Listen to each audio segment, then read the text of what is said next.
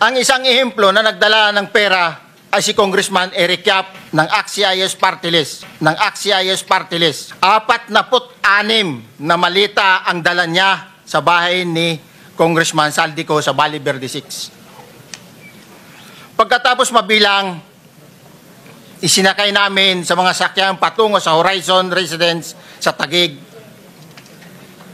At dumiretso kami sa basement upang may baba ang nasabing basura.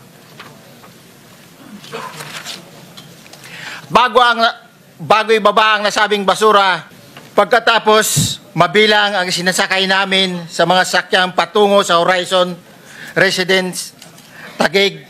Pagdating sa Horizon Residence, dumidiretso kami sa basement upang maibaba ang nasabing basura at dalhin sa unit ni Congressman Saldico sa 56th floor sa nasabing lugar kung saan siya nakatira. Bago ibaba ang nasabing basura, ito ay bawas na. Halimbawa, nag-akyat kami ng 46 na malita.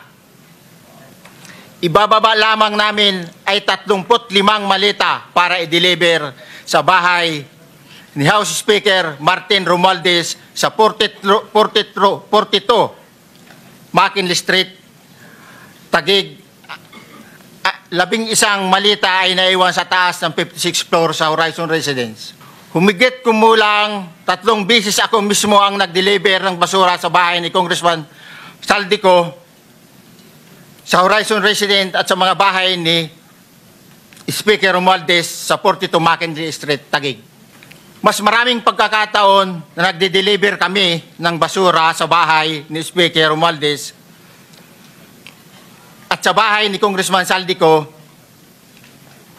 dahil iba-iba kaming mga nakadetailed na close-in, backup at advance party na nagkakaroon ng rotation.